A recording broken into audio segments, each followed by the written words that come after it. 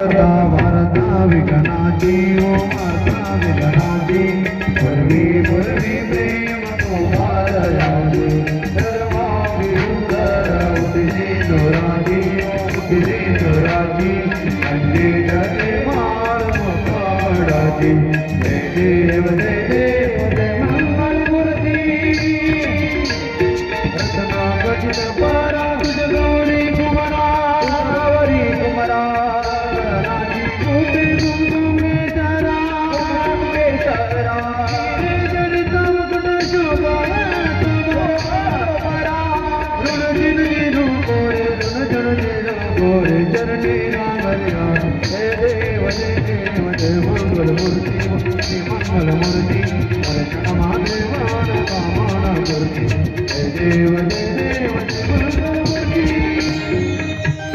लंबोदर पीतांबर परिवर बंदना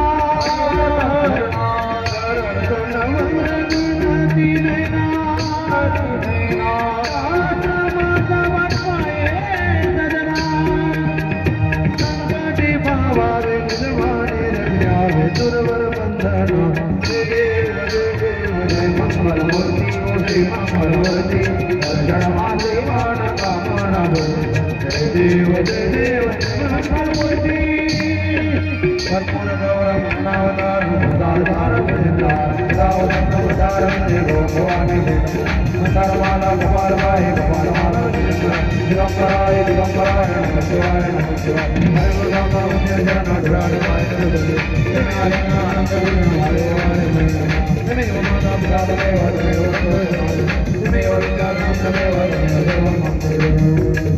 नमः शिवाय हरे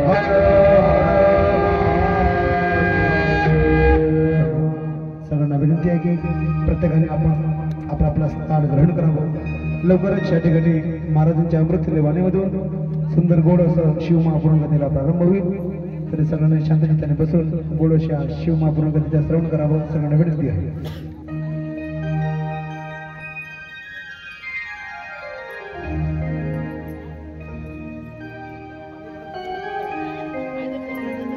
हेलो जय श्री राधे। हेलो श्री कृष्ण श्री राधे।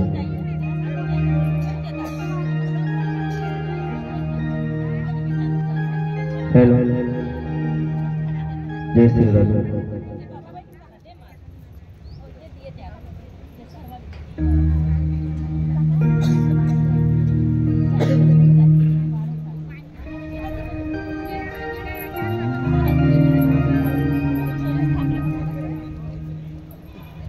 वक्रतुंड महाकाय सूर्यकोटि समप्रभ निर्विघ्नं कुरु मे देव सर्वकार्येषु सर्वदा।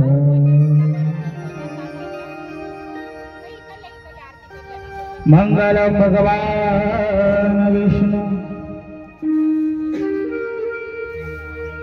मंगलम गरुड़ध्वज मंगलम पुंडलिकाक्ष मंगलाय तनोहरि। सच्चिदानंद रूपाय विश्वतपातिरे हितवे तापत्राय विनाशाय श्रीकृष्णाय वयं नमः। व्यासाय विष्णुरूपाय दासरूपाय विष्णवे नमो नमः।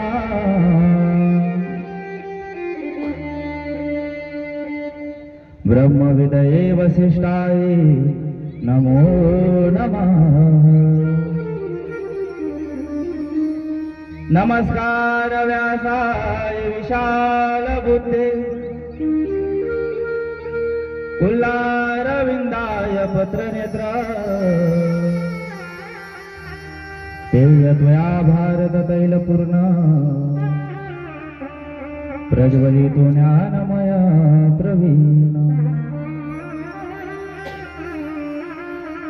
वसुदेव सुतदेव कंसचानुमर्दनम्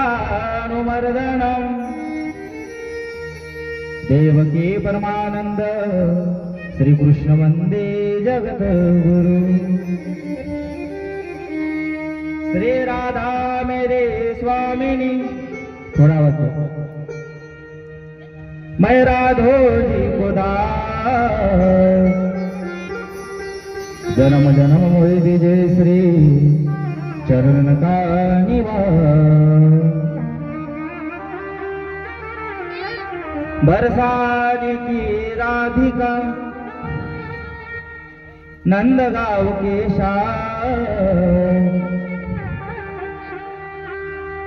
इनके चरणों में साशिष दास का कोटि कोटि प्रणाम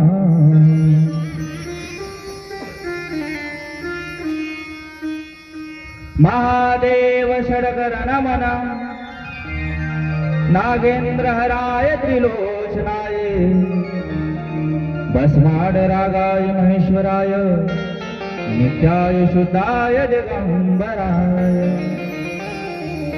कैलास राणा शिवचंद्र मौळी फलींद्र माता मुकुटी झळाळी कारुण्य सिंधू भवदुःखहारी तुझ वीण शंभो मज कोण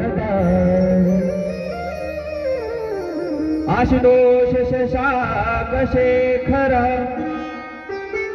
चंद्रमाला चिदंबरा कोटि कोटि प्रणाम शंभो कोटि कोटि नमन दिगंबरा निर्विकार ओंकार अविनाशी तुम्ही देवादिदेव जगत सर्जक प्रलय करता शिवम सत्यम सुंदरम निराकार स्वरूप कालेश्वर महायोगी महादेवा दयानिधी दयानीश्वर जटाधर जटाधर महादेव शूलपाणी त्रिशूलधारी अवघडी वागंबरी जय महेश त्रिलोचनाय विश्वनाथ विश्वांभरा नाथ नागेश्वरा हरो हर पाप साप अभिशाप तमः महादेव महान भोले सदाशिव शिव शंकरः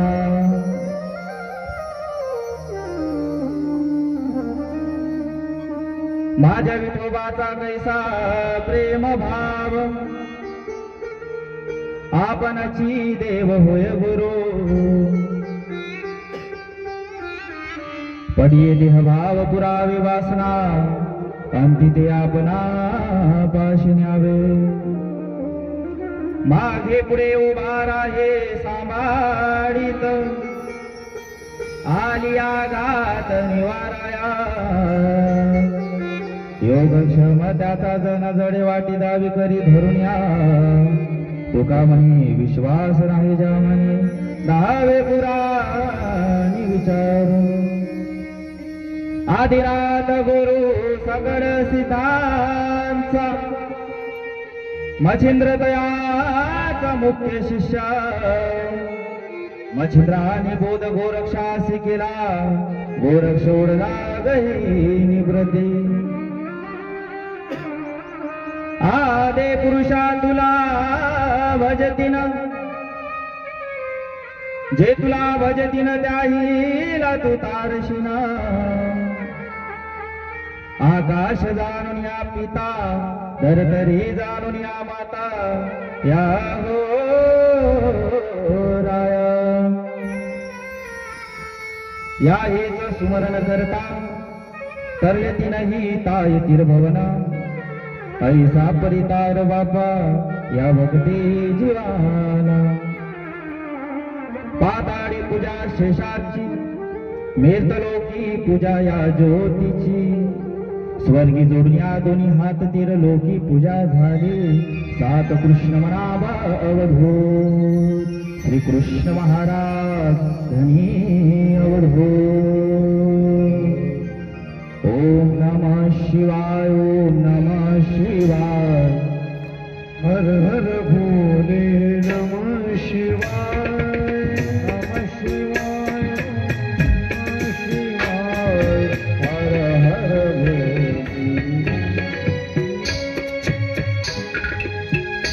ओम नमः शिवाय ओम नमः शिवाय हर हर भोले नमः शिवाय नमः शिवाय ओम नमः शिवाय हर हर भोले नमः शिवाय गंगाधरा शिव गंगाधरा हर हर भोले नमः शिवाय गंगाधरा श्री गंगाधरा हर हर भोले नमः शिवाय जटाधरा शिव जटाधरा हर हर भोले नमः शिवाय जटाधरा श्री जटाधरा हर हर भोले नमः शिवाय ओंकारेश्वरा शिव ओंकारेश्वरा हर हर भोले नमः शिवाय ओंकारेश्वराय वो ओंकारेश्वराय हर हर भोले नमः शिवाय नमः शिवाय ओम नमः शिवाय हर हर भोले नमः शिवाय नमः शिवाय ओम नमः शिवाय हर हर भोले नमः शिवाय हर हर महादेव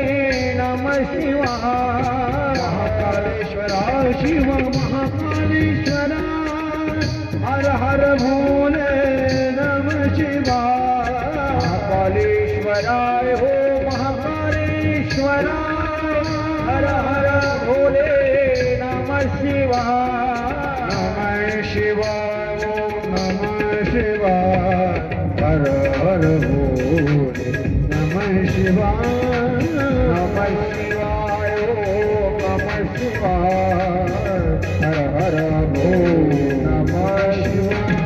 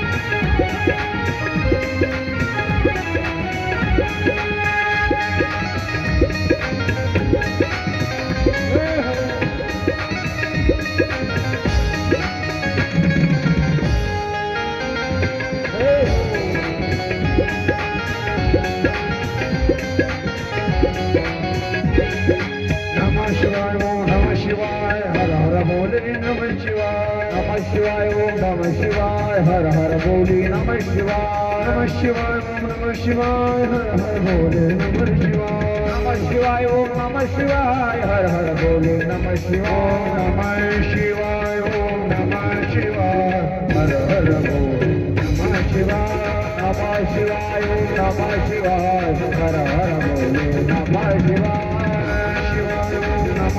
शिवाय हर हर बोले नमः शिवाय हर हर बोले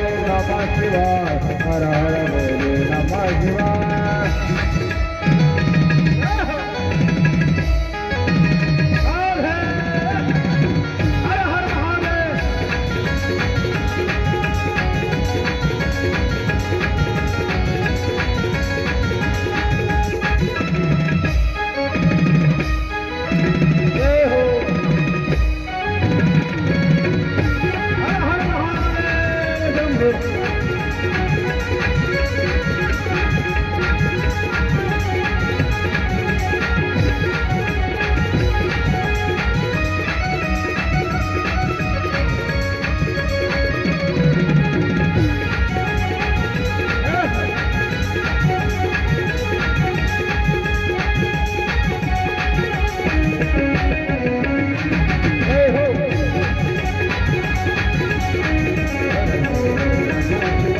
नमः शिवाय हर हर बोले नमः शिवाय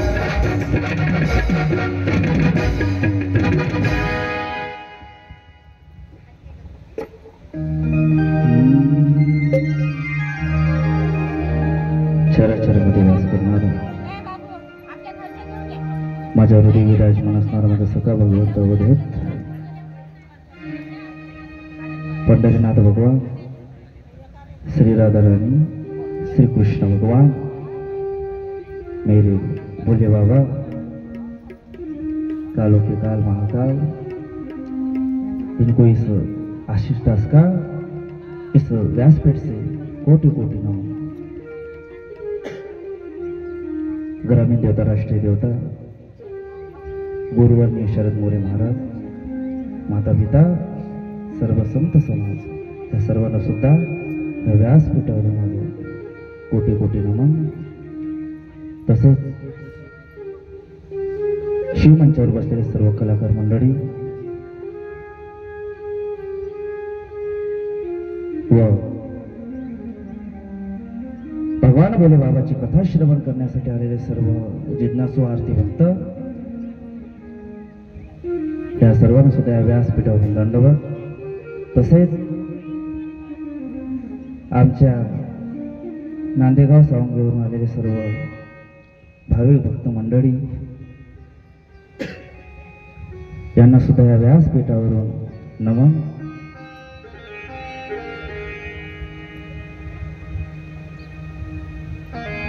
भगवान शिवाची कथा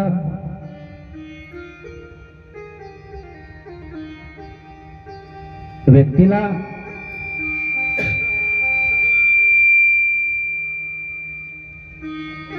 जन्म मरण्याच्या फेऱ्यातून सोडवणारी कथा आहे।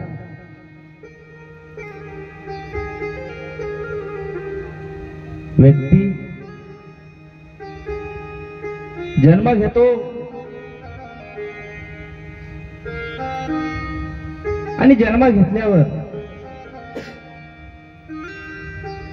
भगवान शिवाला, कृष्णाला ते विसरून जातो।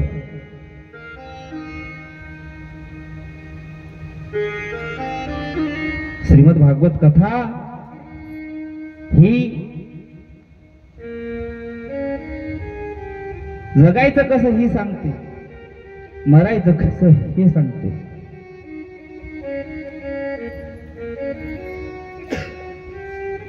पण श्री शिव महापुराण कथा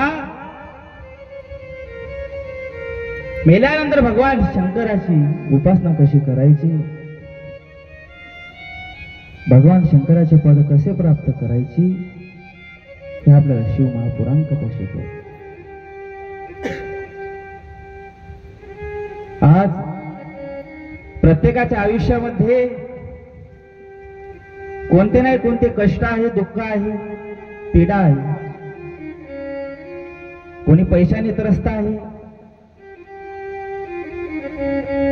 कोणाला मूल नाही, कोणाला बाळ नाही, कोणाच्या मुलाचा विवाह होत नाही. पैसा आहे पण घरामध्ये सुख नाही. अशा विविध प्रश्नांनी आज समाज भरकटलेला आहे. आम्ही श्रीमद भागवत कथा ऐकली, अनेक पुराणे ऐकली, आम्ही गरुड पुराण पाहिले, नारद पुराण पाहिले, गणेश पुराण सुद्धा वाचले. पण आम्हाला कुठेच आमच्या दुःखाचा इलाज, औषध मिळाले नाही. मात्र त्या शिवमहापुराणामध्ये आल्यानंतर सर्व दुःखांचा नायनाट झाला. ज्याला मूल नव्हतं, ज्याला बाळ नव्हतं, अशांना मुलंही झालं, लेकरूही झालं. वर्षानुवर्ष आमच्या मुलामुलीचा विवाह होत होता, अशा आमच्या मुलामुलीचा विवाह सुद्धा झाला.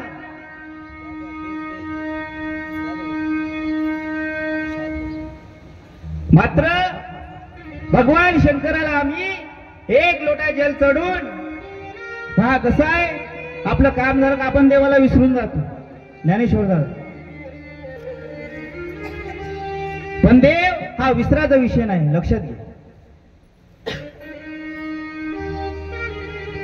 जो देवाला विसरला, जो शिवाला विसरला, त्याला शिवही विसरते, त्याला देवही विसरते. सहज आपण म्हणतो की ह्या देवाने माझं काम केलं नाही, त्या देवानं माझं काम केलं नाही. पण खरंच स्वतःला विचारा, आपण त्या प्रकारची भक्ती केली का? आपल्याला घर पाहिजे, दार पाहिजे, फॉर्च्युनर गाडी पाहिजे, पण देवापाशी जाऊन आपण कधी रडलो का, देवा तुला सर्व गोष्टी मला दिल्या? आपण कधी भगवंताचे आभार मानले का? देव कसा आहे? ज्ञानेश्वर दादा, सत्यम शिवम सुंदरम. सत्यम शिवम सुंदरम, सत्यम शिवम सुंदरम, सत्यम शिवम सुंदरम,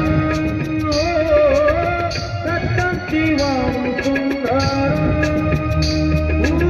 सत्यम शिवम सुंदरम, सत्यम शिवम सुंदरम. सत्य ईश्वर है, सत्य शिव है, सत्य शिव है, सत्यम शिवम सुंदरम, सत्यम शिवम सुंदरम.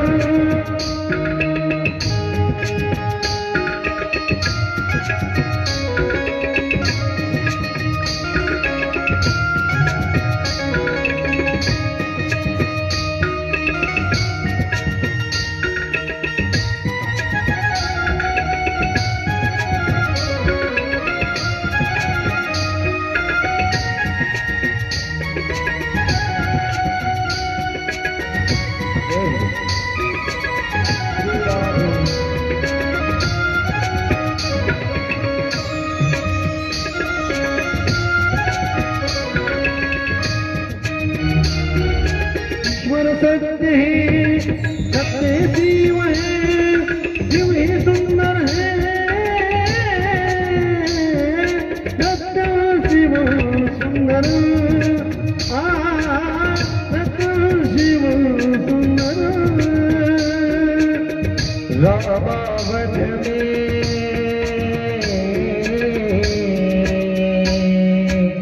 रामावत में, काशी में शिव, कान्हा वृंदावन में.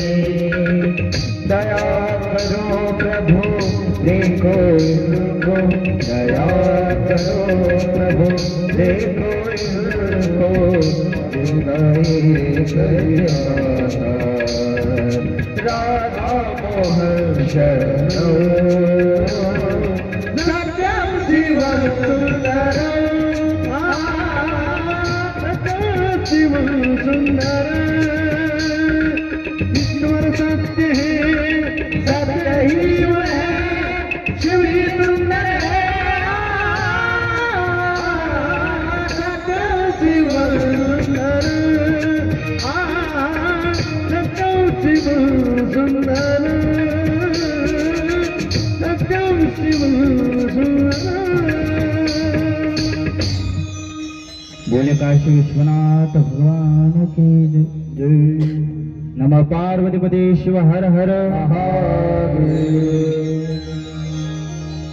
ऐसी भगवान शिव की कथा है जो सुनने से जन्मों जन्मों के पाप नष्ट हो जाते हैं।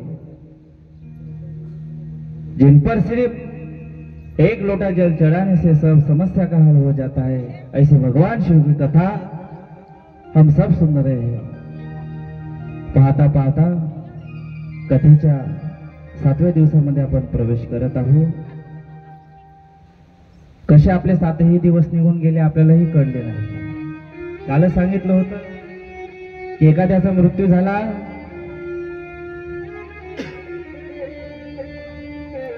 तर दिवस आपले जे आहे ते कठीण जाते, पण भगवंताच्या नाम स्मरणाचे दिवस सहजासहज निघून जाते। कधी मागच्या गुरुवारी आपली कथा चालू झाली आणि आता उद्या गुरुवारी काल्याचे कीर्तन।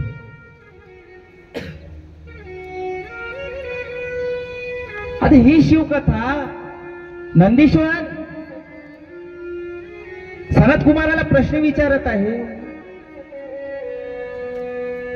की ही शिवकथा वारंवार का श्रवण करायची।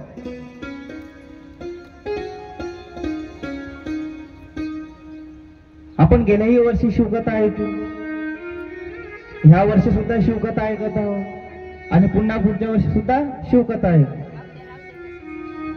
मग ही शिवकथा वारंवार ऐकण्याचे कारण काय? आपण मोबाईल चार्जिंग करतो, एक वेळा चार्जिंग केल्या नव्हते का मोबाईल चालते का? नाही। तसेच आपल्या शरीराला सुद्धा, आपल्या मनाला, आपल्या आत्म्याला सुद्धा वारंवार चार्जिंग करावी लागते आणि चार्जिंग करायची राहिली तर कुठे जावं लागते? प्लग मध्ये आपल्याला चार्जर लावा लागते। तसेच ह्या मानवरूपी देहाला आपल्याला चार्जिंग करायचं असेल, चार्ज करायचं असेल तर या शिवरूपी कथेमध्ये येऊन बसा लागते, तेव्हाच कुठे आपल्याला जीवन जगण्याची निर्भयता, श्रद्धा, भक्ती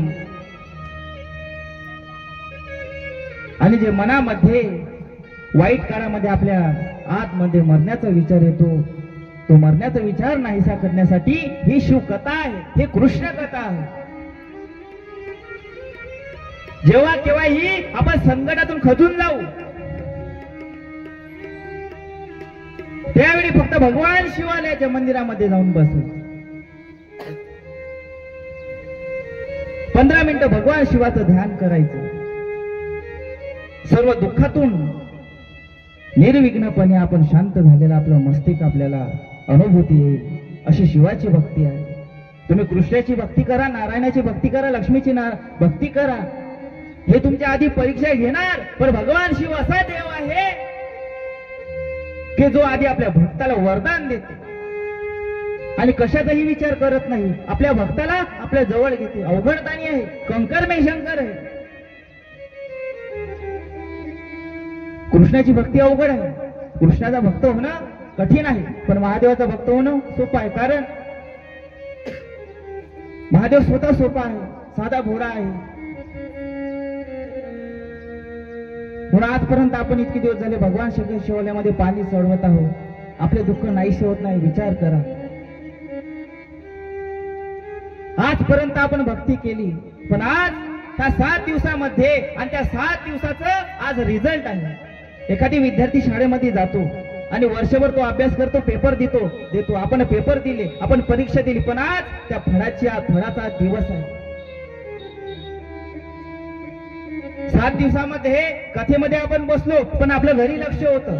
कथेमध्ये लक्ष नव्हतं. आशिष महाराज काय सांगत होते नाही का?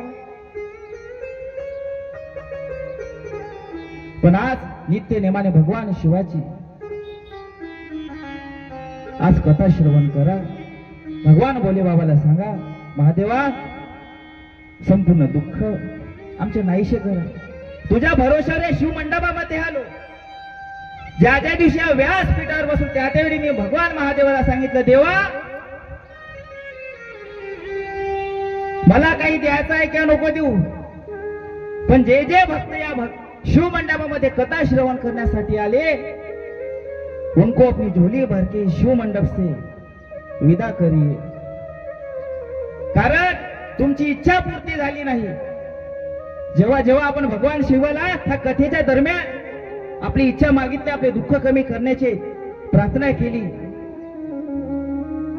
ते आज फळ मिळण्याचा दिवस आहे. आणि नक्कीच ह्या व्यासपीठावरून एकच भोले बाबाला सांगणार आहे की संपूर्ण दुःख तुमचे नाहीसे व्हावं. म्हणून आजच्या या 7व्या दिवसाच्या कथेमध्ये आपण प्रारंभ करू. सर्वजण भगवान भोले बाबाचं भजन करा आणि शेवटली विनवणी भगवान भोले बाबाले करा. दोन्ही हात जोडा आणि भगवान भोले बाबाला विनंती करा, भोले बाबा आमचे सर्व दुःख नाहीसे करा. हर हर हर शिव शंकरा, हर हर हर महादेव हरा. हर हर हर शिव शंकरा, हर हर हर महादेव हरा. हर हर हर शिव शंकरा, हर हर हर महादेव हरा. हर हर हर शिव शंकरा, हर हर हर महादेव हरा. हर हर हर शिव शंकरा, हर हर हर महादेव हरा. हर हर हर शिव शंकरा, हर हर हर महादेव हरा. ओम नमः शिवाय, ओम नमः शिवाय, ओम नमः शिवाय, ओम नमः शिवाय.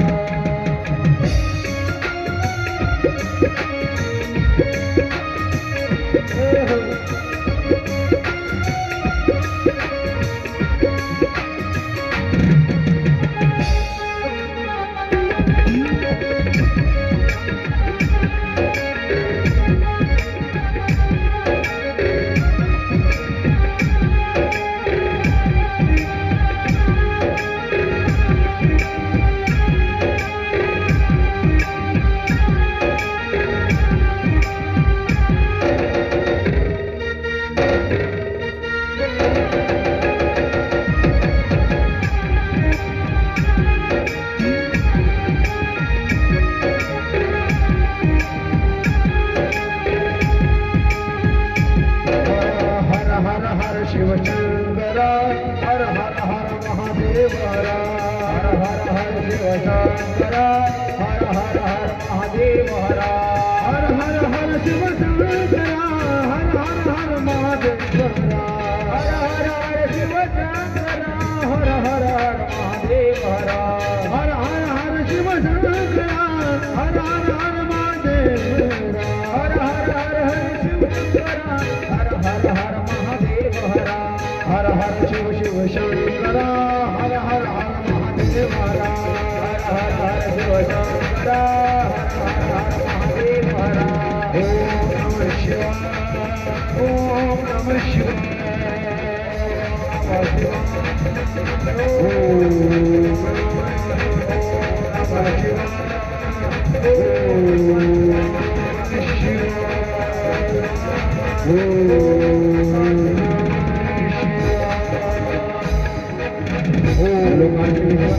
भगवान की जय. नमः पार्वतीपते शिव हर हर महादेव. अशा भगवान शिवाची कथा आपण श्रवण करत आहोत. काल आपण पाहिले की कशा प्रकारे भगवान शंकर आणि महापार्वतीचा विवाह, जगदंबेचा गौरीचा विवाह संपन्न झाला. कोण कोण नाचले काल विवाहामध्ये? हात वर करा. कार्यकर्त्याने पैसे दिले नाही का काल नाचाचे? हा, तुम्हाला पैसे दिले का? मग तुम्ही काऊन नाही नाचले? लक्षात घ्या, देवाच्या विवाहामध्ये लग्नामध्ये नाचाचं आपल्याला भाग्य लागतं. लग्नामध्ये तर आपण खाली पदरेपर्यंत नाचतो, तिथं आपण विचार करत नाही. आणि कथेमध्ये जर आपल्याला नाचताना पाहिलं शेजारीन का म्हणून मग नाही का आपण जगाचा विचार करतो. लक्षात घ्या माय बापू, परमार्थामध्ये विचार करायची गरज नाही आहे. मीराबाई, जगद्गुरु तुकाराम महाराज, नामदेव महाराज, ज्ञानेश्वर महाराज या सर्वांनी कशाचाही विचार केला नाही, फक्त देवाचा विचार केला, देवामध्ये मग्न झाले. काय नव्हतं तुकाराम महाराज पाशी? सर्वच गोष्टी होत्या. सावकारी होती, सर्वच पैसा, धन, संपत्ती सर्वच होती. लक्षात घ्या, जे भोले बाबाचे भक्त आहे ना ते वेडे असतात. काय असतात? वेडे. आता त्या दिवशी म्हटलं मी कथा झाली, आता काहीतरी कथा मधून घेऊन जा बा. आता लोक काय समजले काय नाही का, माझी चप्पलच घेऊन गेली सुनील भाऊ. तेव्हापासून बिना चपलीचं या लागतंय आता इथं.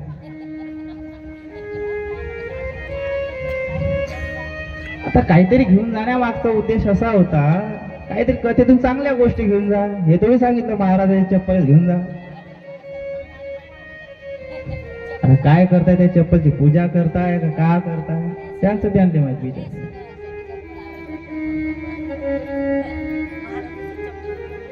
पण आपण कथेमधून काय घेतलं पाहिजे?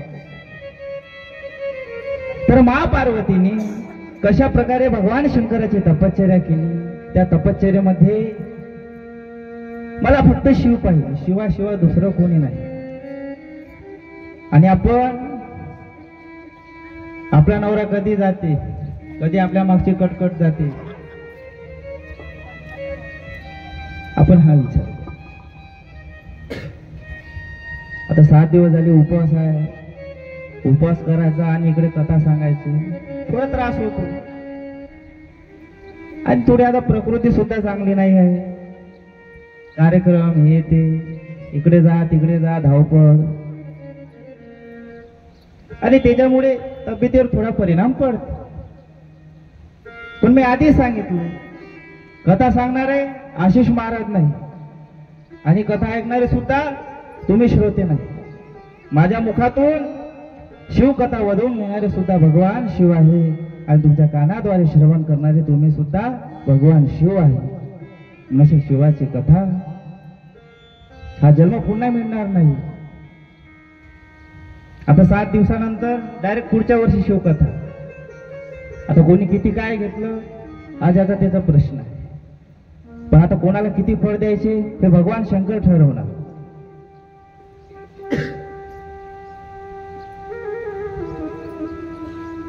पार्वतीला स्त्रियांनी उपदेश केला होता की ज्यावेळी तू आपल्या पतीच्या घरी जाशील त्यावेळी काही गोष्टी लक्षात ठेव. पतिव्रता स्त्री म्हणजे तिच्या मनामध्ये पती सोडून दुसऱ्या कोणत्याही परपुरुषाचा विचार करू नये. जी स्त्री विवाह केल्यानंतर आपल्या पतीच्या घरी जाते तिने कोणत्याही परपुरुषाचा विचार करू नये. शिवमहापुराण सांगत आहे, जर एखादी स्त्री परपुरुषाचा विचार करते तिला यम नरकामध्ये अनेक पीडित यातना देते. लोखंडाचा एक तप्त पुरुष बनवल्या जाते, त्याला अग्नीमध्ये गरम केल्या जाते आणि त्या लोह पुरुषाला आलिंगन द्यायला लावते आणि तिच्या देहाला संपूर्ण 10 पोहोचवते. असे नरकामध्ये 128 प्रकारच्या नरकाचे वर्णन शिव महापुराणामध्ये आले आहे. आता एका नरकाचं वर्णन सांगतो म्हटलं तर अजून आपल्याला 7 दिवस लागतील. फक्त आता सार काय हे गोष्ट लक्षात घ्या. वरून आपण कितीही चांगलं वागलो आणि आतून परपुरुषाचा विचार येत असेल तर जन्मजन्मी त्याचे पाप भोगावे लागते. डोळ्यात सुद्धा कोणत्या परपुरुषाचा विचार आपल्या मनामध्ये आला नाही पाहिजे. हे पार्वती, तू सावित्रीचा आदर्श डोळ्यासमोर ठेवून जीवन जा. ज्या प्रकारे सावित्री आपल्या पतीचा प्राण वाचवण्यासाठी यमापाशी गेली होती, त्याच प्रकारे आपल्या पतीचं रक्षण करणं हे आपलं कर्तव्य आहे, आपला धर्म आहे. अरे ज्या प्रकारे झाशी की राणी आपल्या पती गेल्यानंतर संपूर्ण राज्य तिने सांभाळले, आपल्या मुलाला सांभाळले, त्याच प्रकारे सुद्धा आपल्याला आपलं कुटुंब, आपला परिवार हे सांभाळायचं आहे. घराच्या दाराजवळ फार उभे राहू नये. प्रपंच करताना नकारात्मक सारखे बोलू नये. प्रपंच हसत खेळत करावा, आपणही हसावे, पतीलाही हसवावे. पती बरोबर अर्धवट अथवा गुडात्मक बोलू नये. आपल्या पतीची कधीही निंदा करू नये. त्याला सुखात दुःखात नेहमी त्याच्या सोबत राहावे. त्याची कधीही चेष्टा करू नये. एखाद्या वेळेस त्यानं पैसे कमवून आणले नाही तर त्याला वाईट बोलणे, ह्या गोष्टी करू नये. पार्वती, तुला पतिव्रतेचा धर्म सांगितला. स्वप्नात देखील परपुरुषाचा विचार आणू नको एवढे सांगून त्या स्त्रियांनी, ब्राह्मणीने पतिव्रता पार्वतीला मनोभावे नमस्कार केला. आणि त्यानंतर भगवान शंकरासोबत नंदीवर बसून मा पार्वती कैलास धामावर निघाली. सर्वांना हात जोडले, सर्वांच्या पाया पडले आणि आता आपला संसार भगवान शंकरासोबत उत्कृष्ट प्रकारे करण्यासाठी कैलासावर निघून गेले. कैलासावर मा पार्वतीचे भगवान शंकराचे आगमन झाले. नारदांनी ब्रह्मदेवाला विचारले, शिव पार्वतीचा विवाह झाला त्यानंतर विवाहाचा उद्देश पूर्ण झाला की त्यांना पुत्र झाला का? तारकासुराचा जन्म झाला. तारकासूर हा पृथ्वीवर ब्राह्मणांना, संतांना त्यांचा वध करत आहे, त्यांना कष्ट देत आहे. लक्षात घ्या, कोणालाही बिनकामा कष्ट होऊ नये. आपल्याकडून दुसऱ्याला त्रास होणार असे कधीही वागू नये. तर याचे परिणाम काय होते तर एखाद्याची बदवा आपल्याला लागली माय बाप हो तर ह्या जन्मात नाही तर पुढच्या जन्मात सुद्धा ते भोगावे लागते. एखाद्याची बदवा लागली तर ते वाईट आहे. म्हणून प्रपंच करताना, बोलताना विचार करावा, चालताना विचार करावा आपण काय बोलत आहोत, खाताना विचार करायचा आपण काय खात आहोत. ह्या सर्व गोष्टी आचार विचार मी आधी बी सांगितलं. 3 गोष्टी जपून ठेवायचे. पहिले म्हणजे पाणी, दुसरं नाणी आणि तिसरं वाणी. पाणी आणि वाणी नाणी, पाणी वाणी आणि नाणी ह्या 3 गोष्टी सांभाळून ठेवल्या की आयुष्यामध्ये कोणतंही दुःख येत नाही. एक गोष्ट लक्षात घ्या, नेहमी आपण दुसऱ्याचं वाईट करणार नाही तर आपलंही वाईट होणार नाही. समोरच्याला आपलं वाईट करू द्या. आपल्यावर किती कोपायचं आहे त्याला कोपू द्या. आपल्यास कितीही आपल्याला दुःख देऊ द्या पण तुम्ही संयम ठेवा. मेरे भोले बाबा देख रहे, एक ना एक दिन झोली भर के देंगे. फक्त संयम ठेवायचं. जाता जाता शेवटल्या दिवशी इतकं सांगत आहे, ह्या भगवान शंकरावर तुमचा विश्वास डगमगला तर झालं, मग तिथेच विषय खतम आहे. मेरी आपकी कृपा से, मेरी आपकी कृपा से सब काम हो रहा है. मेरी आपकी कृपा से सब काम हो रहा है. करते हूँ बस मैया, करते हूँ तुम कन्हैया, मेरा नाम हो रहा है।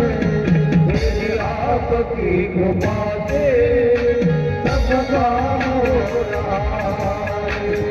मेरा आपकी कृपा से सब काम हो रहा है।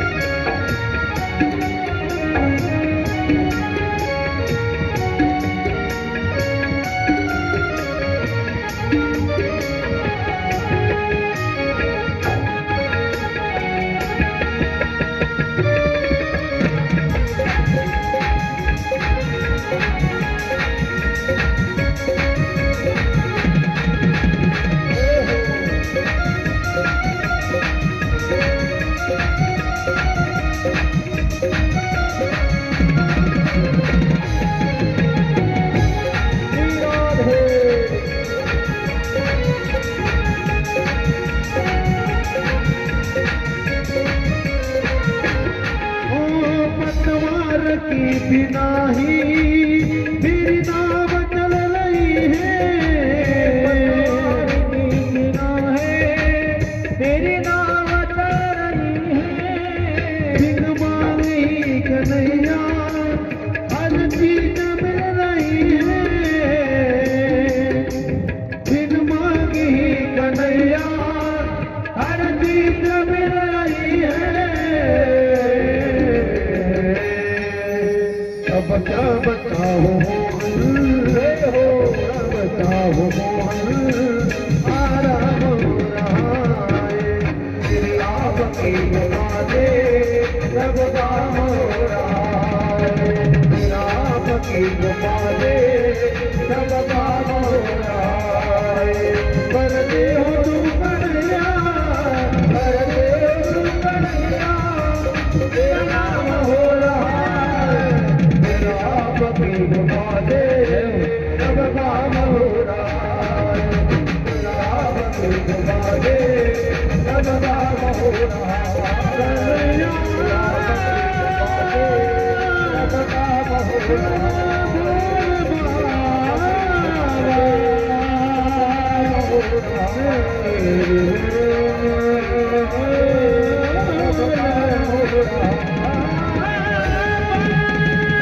बोले काशेश्वरात भगवान पार्वतीपते शिव हर हर हर महादेव। अशी शिवमहापुराण कथा आहे, जे ऐकल्याने सर्व दुःख नाहीसे होते. आता एक वेळा थोडा रिटर्न द्या. एक संत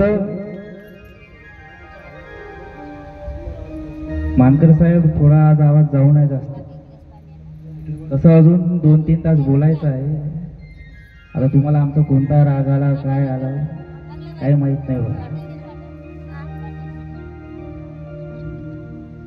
तर आज तरी आमचा विचार करा.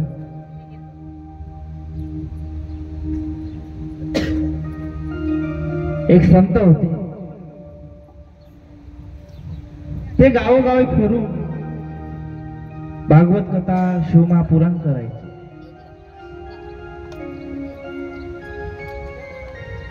आता एक कथा करण्यासाठी ते 1 लाख 2 लाख घ्यायचे. किती घ्यायचे पैसे? 1 लाख 2 लाख रुपये घ्यायचे. एक व्यक्ती त्याच्यापाशी गेला. महाराज, आमच्या गाववाल्यांना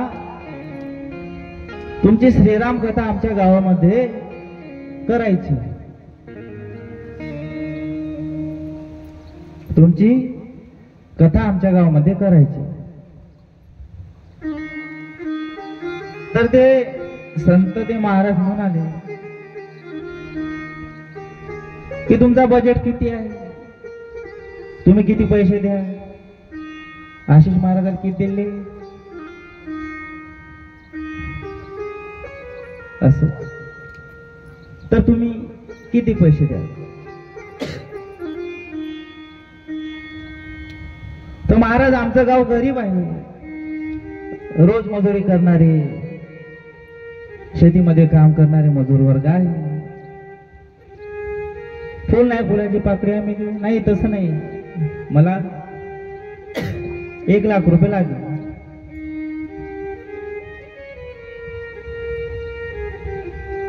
₹1,00,000 असेल तर माझ्यापर्यंत या, नाही तर जा.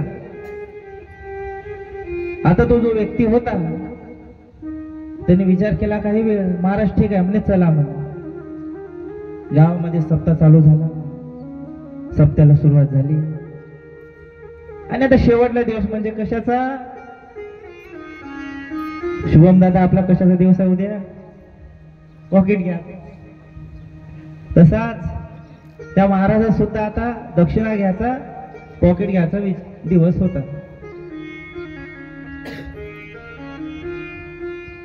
एका खोलीमध्ये त्या महाराजाला घेऊन गेले.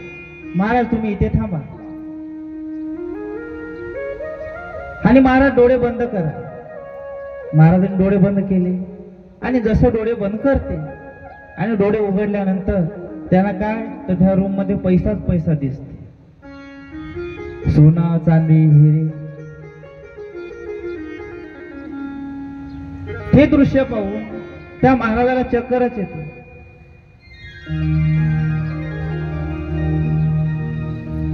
त्या महाराजाला चक्कर येते.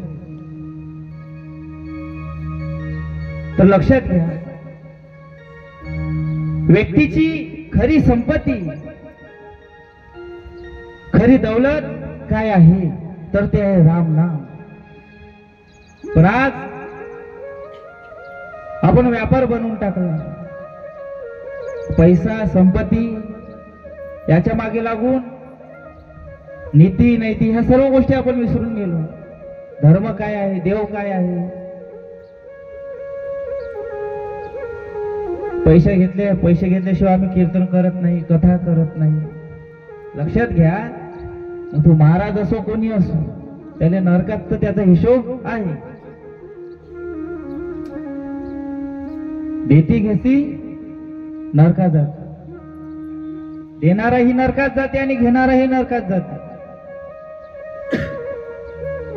जोडून या धन उत्तम व्यवहार. जोडून या धन उत्तम व्यवहार. जोडून या धन उत्तम व्यवहार. जोडून या धन उत्तम व्यवहार. जोडून या धन उत्तम जोडून या धन उत्तम व्यवहार.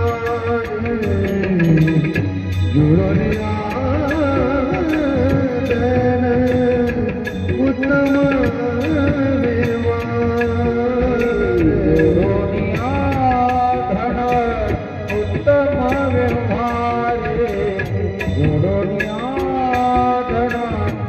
उत्तम व्यवहार.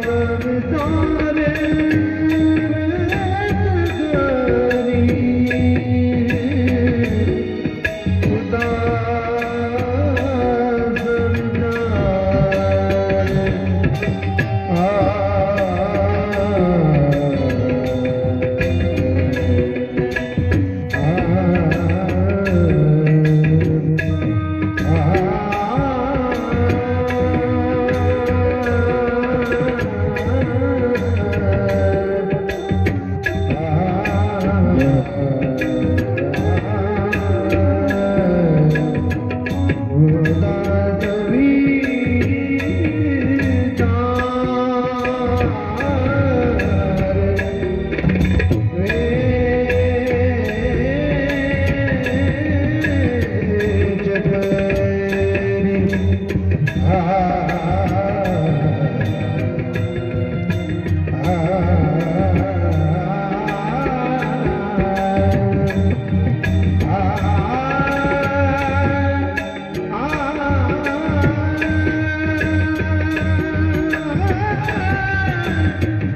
जय श्री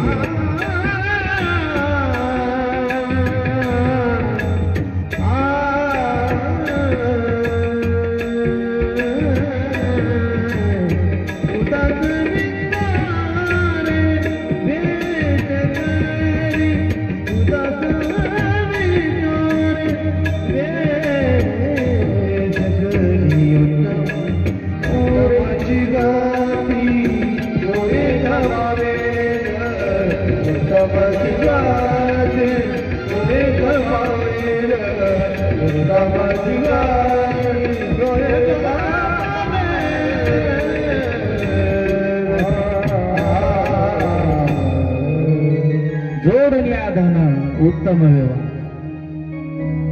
धन जोडायचं आहे, पण कशासाठी? त्याचा उत्तम व्यवहार झाला पाहिजे. नाहीतर तो पैसा कोणत्या कामाचा?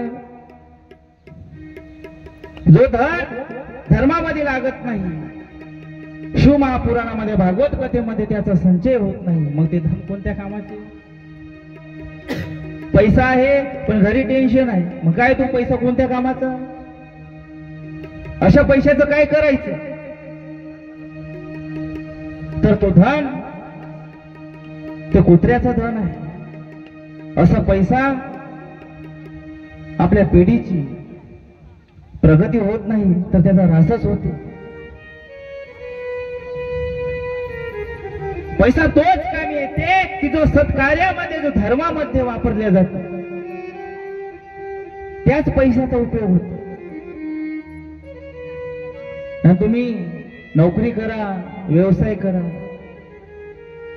त्यातून मिळालेला पैसा धर्मामध्ये खर्च होत नसेल तर तो पैसा काहीच कामाचा नाही. एकदा एक साप नदीच्या किनारी झोपून ऊन घेत होता. एक सर्प उन्हात नदीच्या किनारी झोपून ऊन घेत होता. तिथे अचानक एक कावळा आला. तो कावळा त्या सर्पाला आपल्या दोन्ही पायामध्ये पकडतो आणि वर आकाशामध्ये उडून जातो. तो सर त्या कावळ्याच्या पायातून निघण्याचा, सुटण्याचा प्रयत्न करतो. तसेच आपण ही काळाच्या पंजामध्ये, पायामध्ये गुरफटलेला फसलो आहे आणि तिथून निघणं आपल्यासारख्या सामान्य जीवाच्या वशमध्ये नाही आहे. आपल्या मनामध्ये विचार येते, ज्यावेळी आपण एखादी वाईट कृत्य करतो त्यावेळी आपल्या मनामध्ये प्रश्न येते की हे जर आपण केलं नसतं तर चांगलं झालं असतं. पण आपलं मन थांबते का? नाही. विश्व के पंजे में जपना गया तू.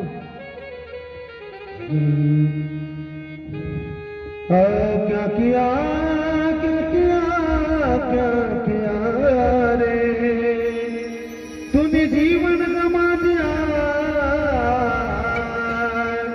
तूने जीवन गमा दिया, क्या किया रे, जैसे पाना था उसको तू दिया रे, जैसे पाना था उसको तू दिया. क्या किया, क्या किया, क्या किया, क्या किया, क्या किया रे, तूने जीवन गमा दिया, तूने जीवन गमा दिया, क्या किया रे, जिसे पाना था उसको तो दिया, जिसे पाना था उसको तो दिया.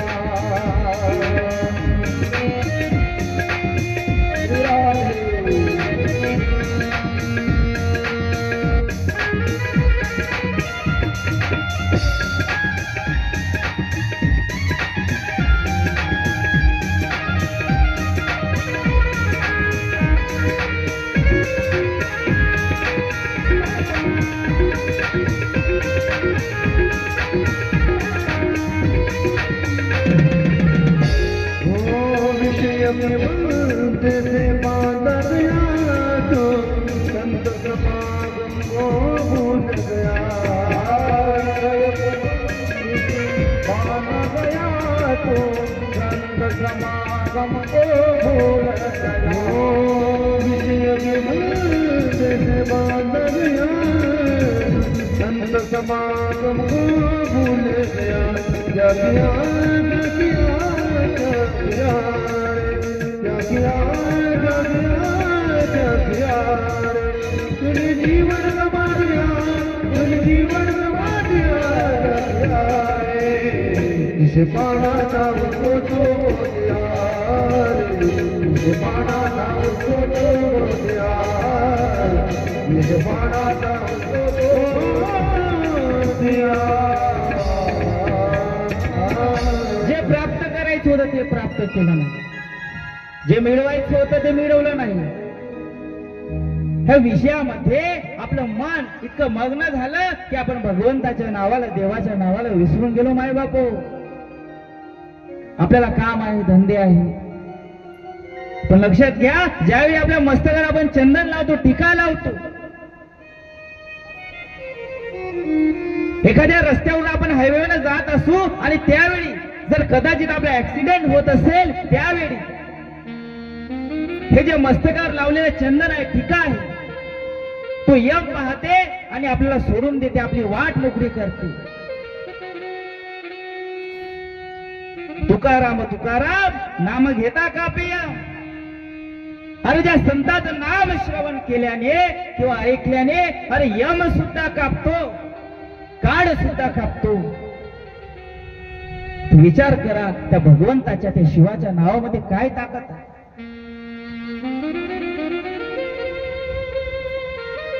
अरे तो सचिदानंद ज्याचा मृत्यू झाला होता, त्याला ज्ञानेश्वर महाराजांनी फक्त आपल्या हाताचा स्पर्श केला तर त्याला जिवंत केलं. अरे मेलेल्या व्यक्तीला सुद्धा जिवंत करण्याची ताकद, पावर, शक्ती त्या संतांमध्ये आहे. तर आपलं दुःख हरण्याची ताकद भोलेबाबामध्ये का नाही?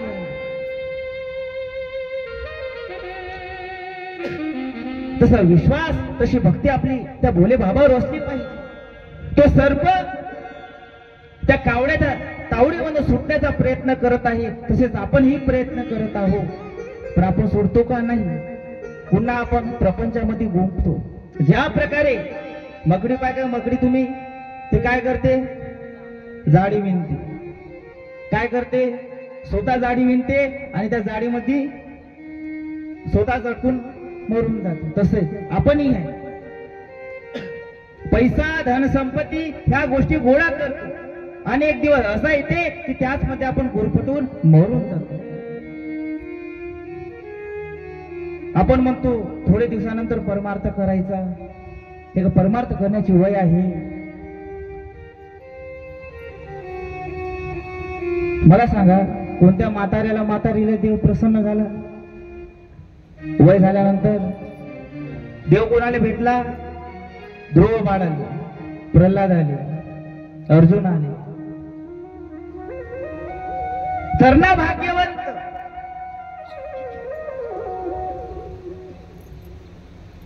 भाग्यवंता घरी भजन कीर्तन, भाग्यवंता घरी भजन पूजन, भाग्यवंता घरी भजन पूजन, भाग्यवंता घरी भजन पूजन,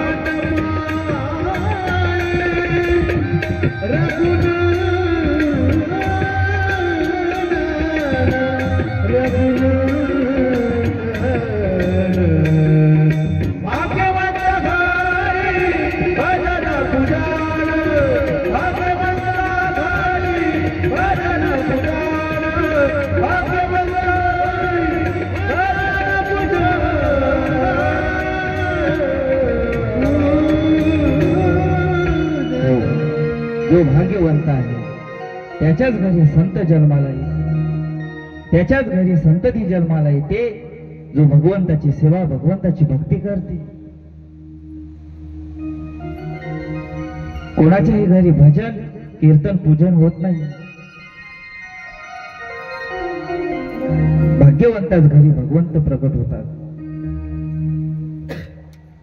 तो सर्प त्या कावड्याच्या जाळ्यातून त्याच्या पंजातून निसटण्याचा प्रयत्न करतो.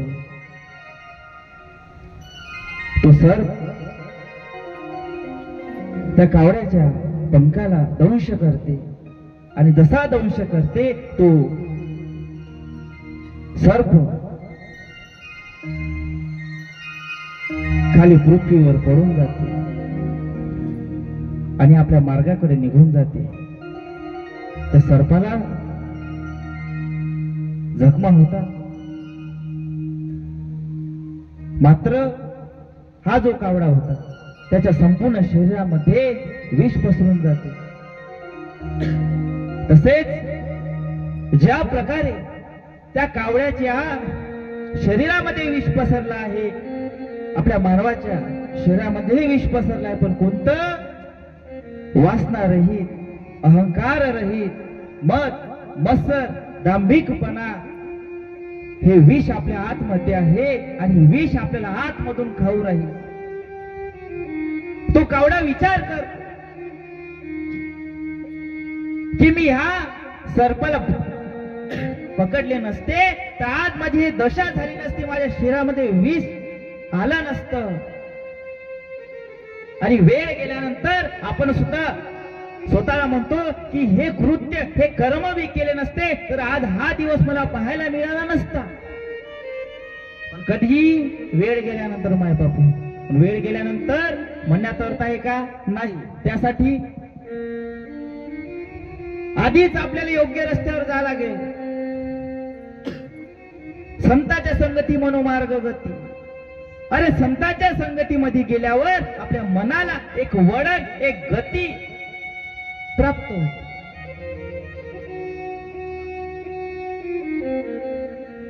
एक वेग, एक रास्ता जे आपले दुःख नाहीसे करेल असा एक गुरु करा जो वेळी आपल्याला मार्गदर्शन करेल.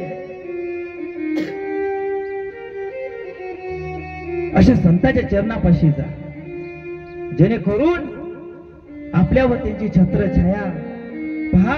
ज्यावेळी एखाद्या शिष्यावर संकट येतात ना, मागे पुढे उभा राहे सांभाळीत, आली आघात निवारा. एखाद्या शिष्यावर ज्यावेळी एखाद्या भक्तावर दुःख येते ना, तो गुरु आपल्या शिष्याचे सर्व दुःख हरण करते. नामदेव महाराज तुकाराम महाराज यांना गुरु करायचं का सांगितलं आहे? कारण ज्यावेळी आपल्याला संकट येते तेव्हा दुःख कोणावर येते? चिंता टेन्शन कोणाला येते? संताला. आणि जर संत टेन्शन मध्ये असेल त्यावेळी दुःख कोणाला होते? देवाला. देव आपल्या भक्ताला, संतांना कधीही दुःखी पाहू शकत नाही. म्हणून ह्या विषय रूपी विषाला आपल्या शरीरातून बाहेर काढायचं आहे. त्याची वॅक्सिन काय आहे? जर आपल्या आतमध्ये एखाद्या सर्पाने दंश केला तर आपण हॉस्पिटलमध्ये जाऊन काय करतो? तर वॅक्सिन घेतो, इंजेक्शन घेतो, म्हणजे आपल्या शरीरातून विष बाहेर पडते. मग आपले हे काळ रूपी विष, हलाहल नावाचं विष आपल्या शरीरातून बाहेर काढायचं असेल तर शिवनाम रूपी, कृष्ण राम रूपी कथा आपल्या शरीरामध्ये, आपल्या आत्म्यामध्ये आपल्याला प्रवेश करू द्यावा लागेल. आणि त्याशिवाय हे वासना आपल्या शरीरातून निघणार नाही. त्यानंतर शिव महापुराणामध्ये समुद्र मंथनाची कथा येते. समुद्र मंथन केले, देव दानव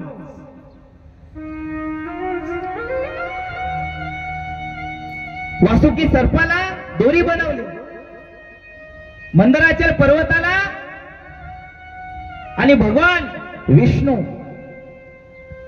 कासवाचं रूप घेऊन ते मंदराचल पर्वत आपल्या शरीरावर धारण केले. समुद्र मंथन झाले आणि त्या समुद्र मंथनातून सर्वात आधी काय आले?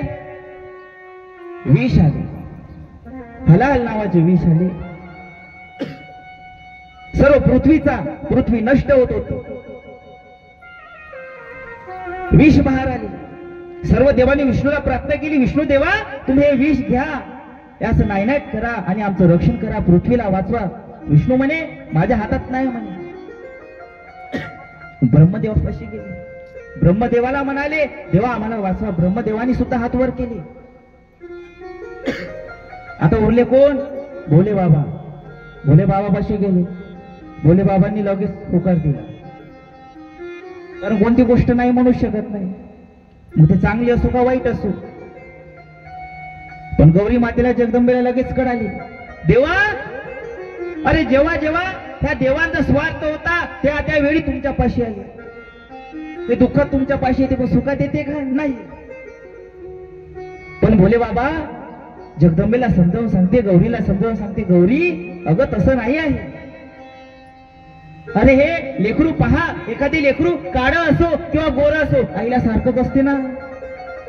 आता भोले बाबाला कोणी एखादी भक्त पूजा करो ना करो पण देवाला भक्त तर सारखाच आहे. गौरी तसं नाही आहे. हे आपलेच लेकर आहे. त्यांची मदत, त्यांचं रक्षण, आपले संरक्षण त्यांचं आपण केलं पाहिजे. आणि भगवान शंकर क्षीरसागरामध्ये ते हलाल नावाचं विष पिण्यासाठी सर्वात आधी मा गंगाला अवतरण आवाज देते, गंगा मी तुला माझ्या जटेमध्ये धारण केला, हे विष तू प्राशन कर. गंगा म्हणते देवा, हे देवा मी हे विष प्राशन केले ना तर सर्व पृथ्वी नष्ट होऊन जाईल. माझं जल सर्व पृथ्वी सर्व सजीव पिते. माझं जल प्राशन करून सर्वांना जीवनदान प्रदान होते. मग मी हे विष प्राशन करीन, ग्रहण करीन, सर्व सृष्टीचा नाश होईल. भगवान शंकर यमुनेला आवाज देते. यमुना म्हणते देवा मी सुद्धा पिऊ शकत नाही, मी सुद्धा घेऊ शकत नाही. मग भगवान शंकर क्षिप्रा नदीला आवाज देते.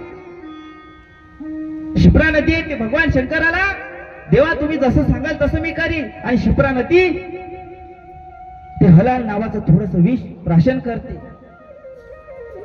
आणि ते विष एका नदीच्या कड्याला जाऊन त्या ठिकाणी एक ज्योतिर्लिंग निर्माण होते.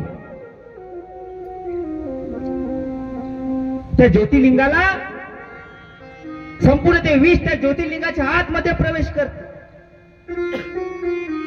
ब्राह्मण गावातल्या काही व्यक्ती त्या ज्योतिर्लिंगाची पूजा करण्यासाठी येते तर सर्वांचा मृत्यू होते. कारण ते हलाहल नावाचे विष काही साधे सुधे विष नव्हतं. सर्वांचा मृत्यू होते. सर्वीकडे हाहाकार सर्व ठिकाणी हाहाकार चालू होतो. त्यावेळी क्षिप्रा नदी भगवान शंकराला विनंती करते, देवा अरे तुझ्या ज्योतिर्लिंगाचं दर्शन घेऊन सर्वांचा मृत्यू होत आहे. ब्राह्मण सर्वसामान्य व्यक्ती यांचा मृत्यू होत आहे. काहीतरी याच्यावर तुम्ही तोडगा काढा, उपाय करा. त्यावेळी भगवान शंकर क्षिप्रा नदीला सांगते की भिल्ल समाजाचे काही व्यक्ती त्या ठिकाणी येईल, समाज येईल आणि ते आल्यानंतर ते त्याची मनोभावाने पूजा करतील. आणि पूजा केल्यानंतर हे संपूर्ण विष नाहीसे होईल. आणि कालांतराने त्या भिल्ल समाजाचे लोक त्या ठिकाणी येतात, त्या भगवान शंकराची ज्योतिर्लिंगाची पूजा करतात. आणि त्यावेळेपासून त्या ज्योतिर्लिंगाला नाव पडले कुटुंबेश्वर महादेव. बोले कुटुंबेश्वर महादेव की जय. आणि त्यावेळेपासून त्या ज्योतिर्लिंगाला कुटुंबेश्वर महादेव हे नाव पडले. आणि त्यावेळेपासून सर्वजण मनोभावाने त्या कुटुंबेश्वर महादेवाची पूजा करू राहिले. जो कोणीही ज्याच्याही घरात एखादी संकट असेल, घरामध्ये वाद विवाद चालू असेल, नवरा दारू पिऊन येत असेल, पत्नीला मारत असेल किंवा एखादा मुलगा आपल्या आई बापाची किंमत सुद्धा करत नसेल तर अशा व्यक्तींनी कुटुंबेश्वर महादेवाची आराधना करायची आहे.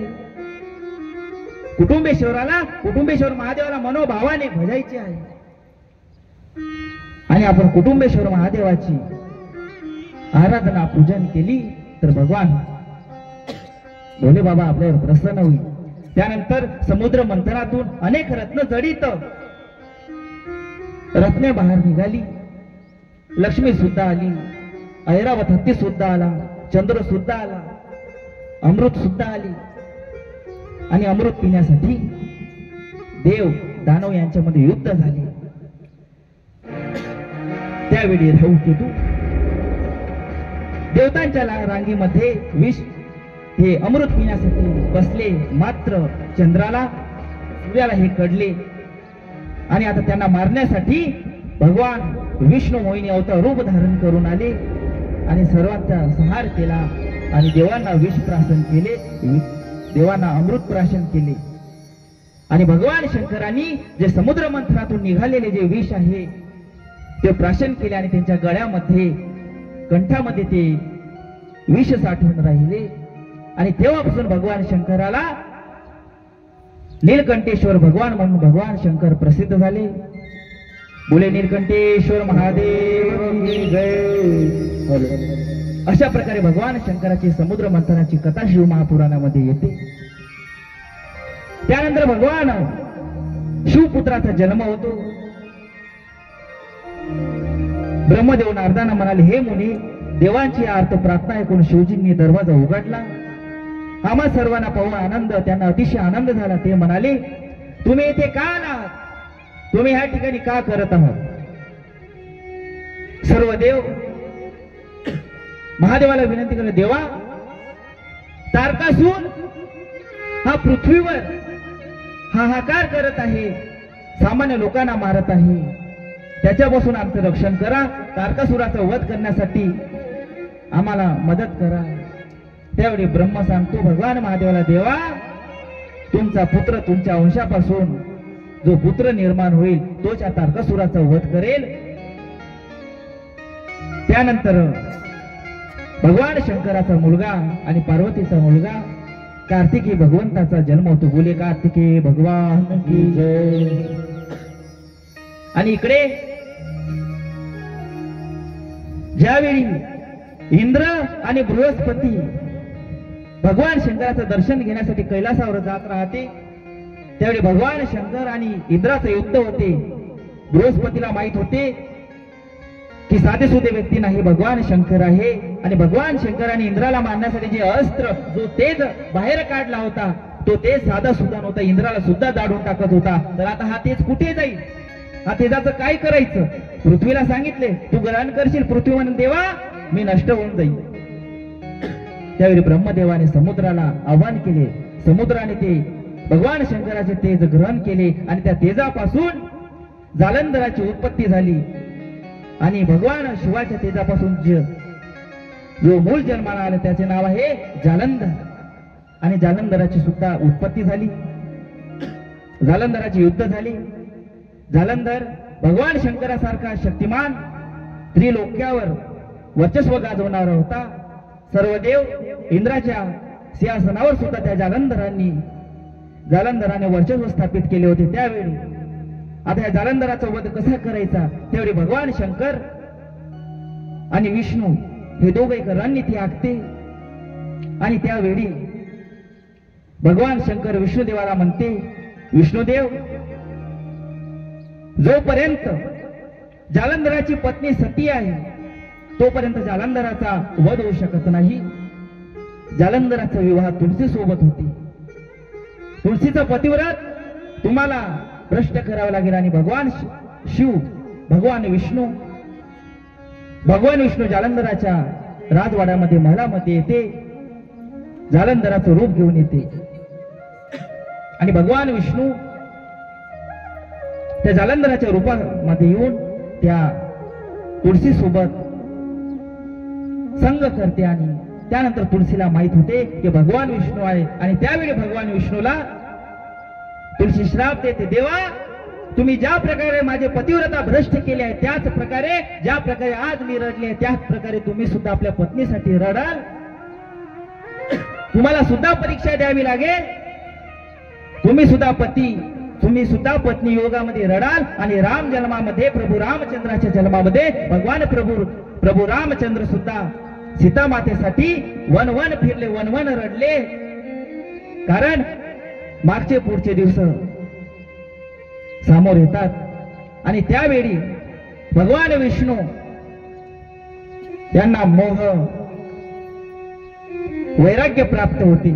आणि त्यावेळी आता भगवान विष्णूला त्या वैराग्यातून बाहेर कसे काढायचे, भगवान शंकर ब्रह्मदेवा या सर्वांना काळजी येते, टेन्शन येते.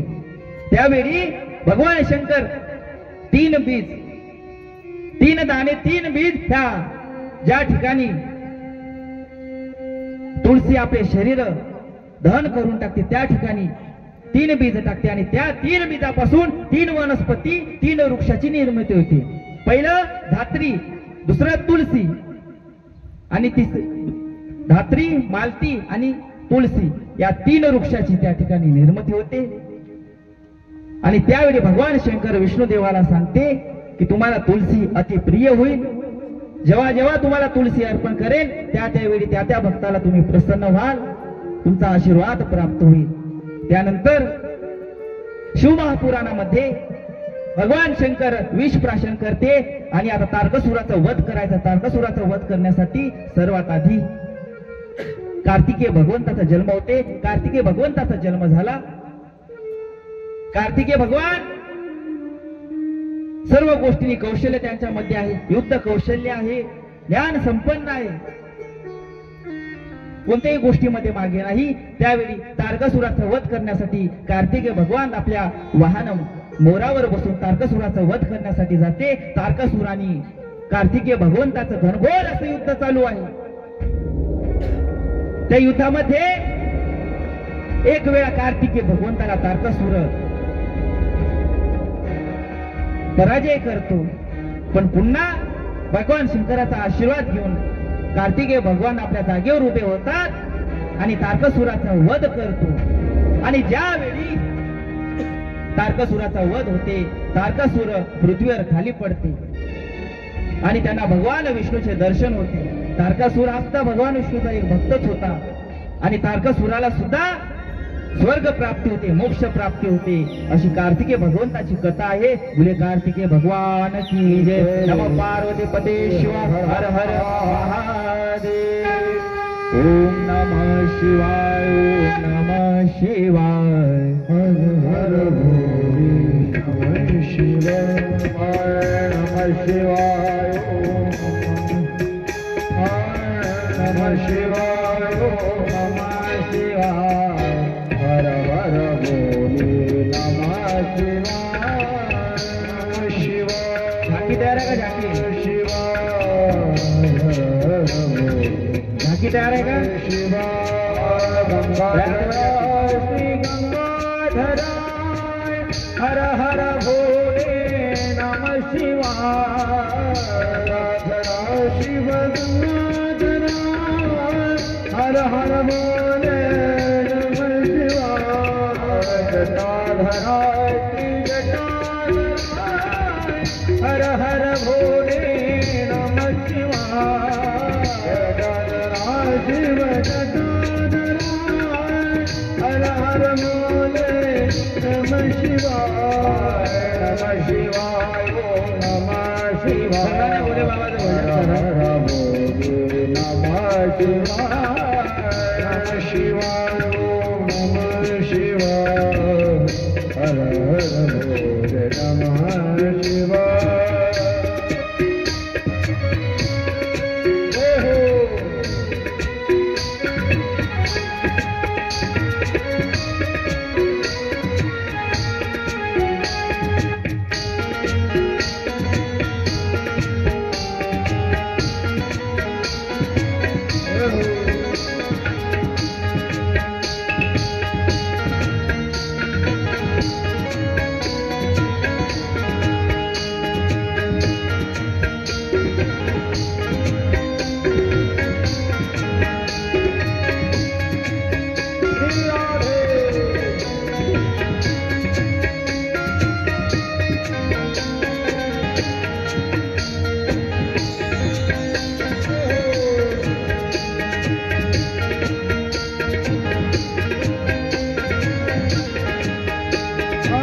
कर्पूरगौरं करुणावतारं संसारसारं भुजगेन्द्रहारं सदा वसन्तं हृदयारविन्दे भवं भवानी नमामि। नमः शिवाय ॐ नमः शिवाय हर हर भोले नमः शिवाय नमः शिवाय नमः शिवाय हर हर भोले नमः शिवाय नमः शिवाय नमः शिवाय हर हर भोले नमः शिवाय नमः शिवाय हर हर भोले नमः शिवाय नमः शिवाय नमः शिवाय हर हर भोले नमः शिवाय हर हर भोले नमः शिवाय हर हर भोले नमः शिवाय। बोले काशी विश्वनाथ भगवान की जय। नमः पार्वती पते शिव हर हर महादेव। अशी भगवान शिवाची कथा आहे।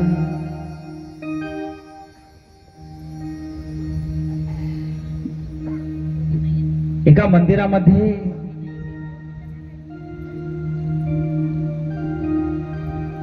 एक विदेशी मुलगी,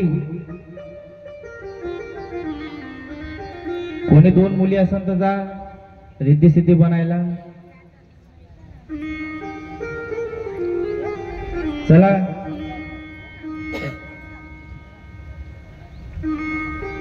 नंतर आमचे जय महाराज आणि वंश महाराज जाईल।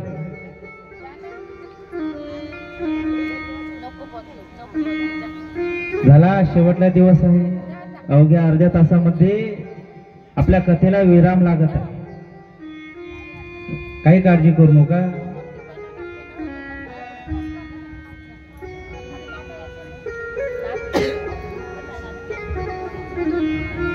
बोले काशी विश्वनाथ महाराज की जय। नमः पार्वती पते शिव हर हर। एका मंदिरामध्ये एक विदेशी मुलगी भगवंताचं दर्शन घेण्यासाठी गेली होती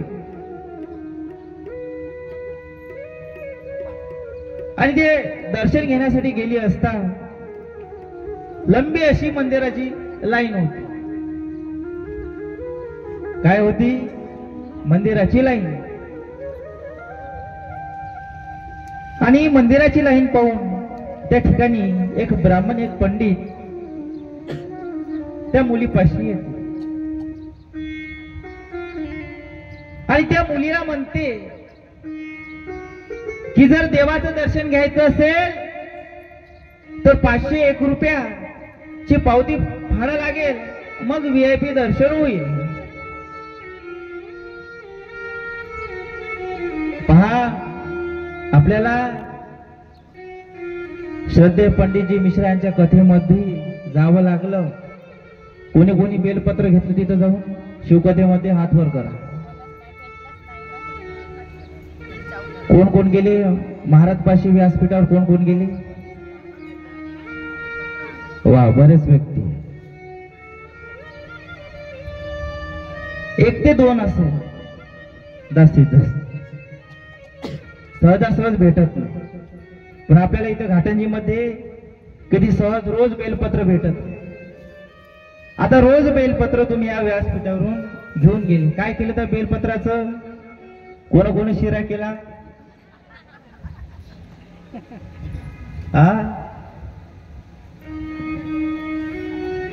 जे बेलपत्र तुम्ही घरी घेऊन गेले, एखादी रोग असेल, बिमारी असेल तर ते बेलपत्र खायचे। आणि ज्यांनी लक्ष्मीपाशी साठवून ठेवले असेल, मी पहिल्या दिवशी सांगितलं होतं की बेल घरी घेऊन जायचं आणि ते साठवून ठेवायचं। आणि 7व्या दिवशी त्याचं काय करायचं ते मी सांगणार। मी विसरलो नाही, मला आठवण आहे। तर आज कथा सुटल्यानंतर, आपली दिंडी झाल्यानंतर ते बेलपत्र बारीक करायचे, ते बेलपत्र बारीक करून लाडू मैदान लाडू त्याचे लाडू बनवायचे, छोट्या छोट्या गोळ्या बनवायच्या. आणि केव्हाही आपल्याला बिमारी असेल, ताप आला असेल किंवा एखाद्या संकटात असू ते गोळी खाऊन घ्यायचे. महाराज हे झालं 6 दिवसाचे बेलपत्र. तर 7व्या दिवसाच्या बेलपत्राचं काय करायचं? आज जे बेलपत्र ह्या व्यासपीठावरून तुम्हाला मिळेल ते घरी घेऊन जायचं आणि ज्या ठिकाणी कुबेर भगवान आहे, कुबेर भगवंताचं नाव घेऊन, महालक्ष्मीचं नाव घेऊन महालक्ष्मीच्या मूर्तपाशी ते ठेवायचं आणि सांगायचं, भोले बाबा आमच्या घरचे सर्व संकट नाहीसे होते. लक्ष्मी, कीर्ती, यश, धन संपदा, रिद्धी सिद्धी ह्या गोष्टीची आमच्या घरी भरभराट होते. जे कुठेही बेलपत्र हे शिवकथेमध्ये मिळत नाही ते सहजासहज आपल्याला मिळत आहे.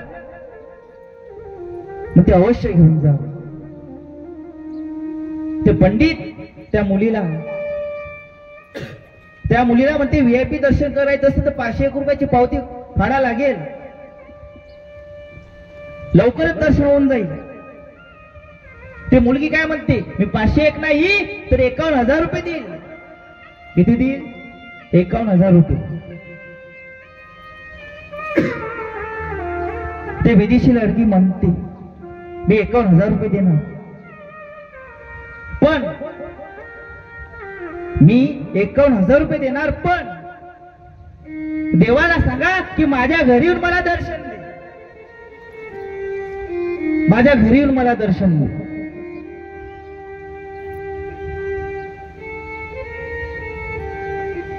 तो पंडित, तो ब्राह्मण रागावतो, तो गुस्सा होतो. तो पंडित त्या मुलीला म्हणतो, तू देवाला काय समजले आहे?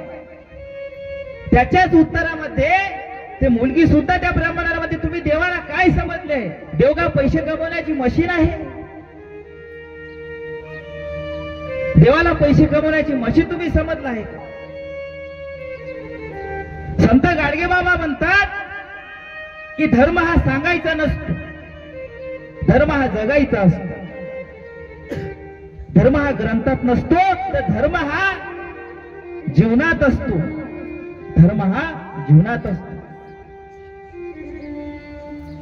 म्हणून तहानलेला पाणी, भुकेलेला अन्न आणि ज्याला राहण्यासाठी जागा नाही त्याला जागा द्या, हे धर्म शिकवते. अरे ग्रंथ हा किंवा हळद कुंकू लावून, चंदन लावून, बेलपत्र अर्पण करून, पुष्प अर्पण करून पूजा करायचा ग्रंथ नाही, तर वाचून डोक्यामध्ये स्मरण करायचा ग्रंथ आहे. गीता हा एक अध्याय नाही, एक पुस्तक नाही. अरे ज्यावेळी बराक ओबामा आपल्या भारत देशामध्ये येते आणि दौरा करते त्यावेळी माननीय पंतप्रधान त्यांना आपला ग्रंथ देते. आमचे हरिभक्त परायण गायन कोकिळा श्री डंबारे गुरुजी यांचं आगमन झालेलं आहे. सर्वांनी त्यांच्यासाठी टाळ्या वाजवा. लक्षात घ्या, आमच्या घाटांजीचे ते गायन कोकिळा आहे, नाही का ज्ञानेश्वर दादा? 3 ते 4 वर्ष झाली यांची आपली भेट नाही.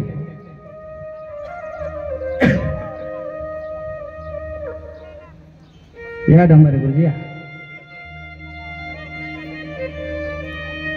तर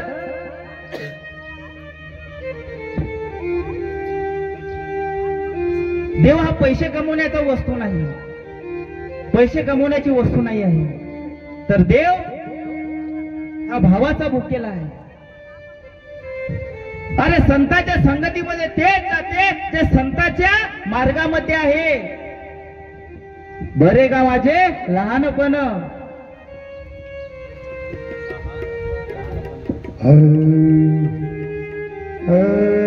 लहानपण देगा देवा, लहानपण देगा देवा. लहानपणा देगा देवा लहानपणा देगा देवा लहानपण देगा देवा लहानपण देगा देवा लहानपणा देगा देवा लहानपणा देगा देवा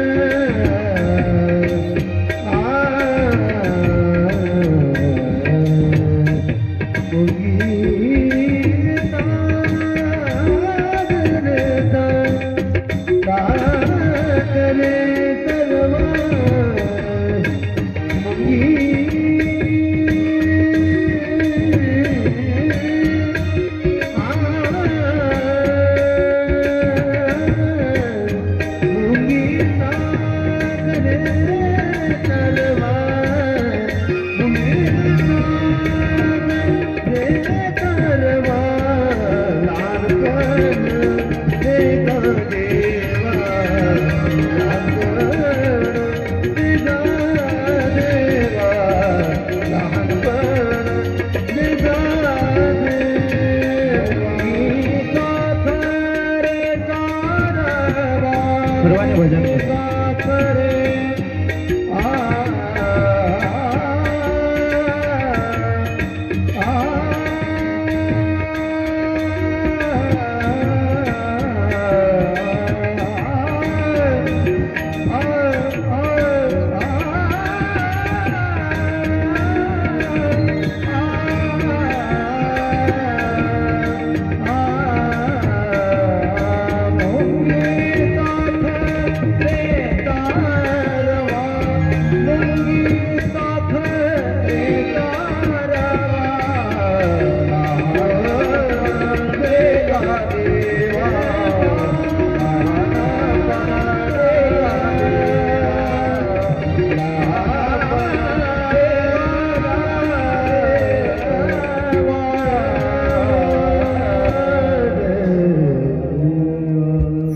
काशी विश्वनाथ भगवान की जय। नमः पार्वती पतेश्वर हर हर। ब्रह्मदेव नारदाला म्हणाले, हे मुनी, बाणासूर आणि प्रलंबासूर या दोन दैत्यांना ठार केल्यावर सर्वांनी कार्तिकेय भगवंताची स्तुती केली। ते म्हणाले, हे महान शिवपुत्रा, तुला आमचा नमस्कार।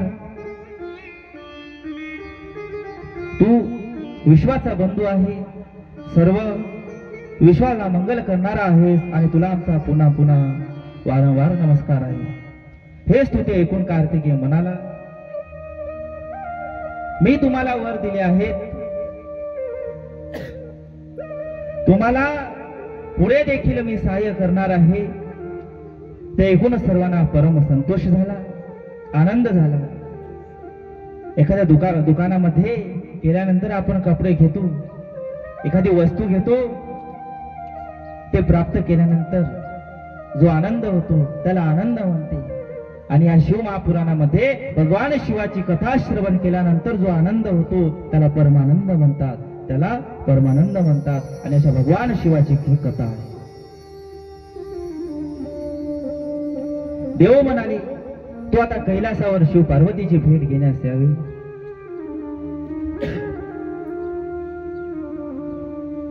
कार्तिकेय भगवान शिव पार्वतीची भेट घेण्यासाठी कैलासावर आले। मंगलवाद्य वाजू लागली। कैलासावर पोहोचल्यावर त्यांनी शिवजीची भेट घेतली। शिव आणि पार्वतीला नमस्कार केला। सर्व देवांनी शिवजीची स्तुती केली।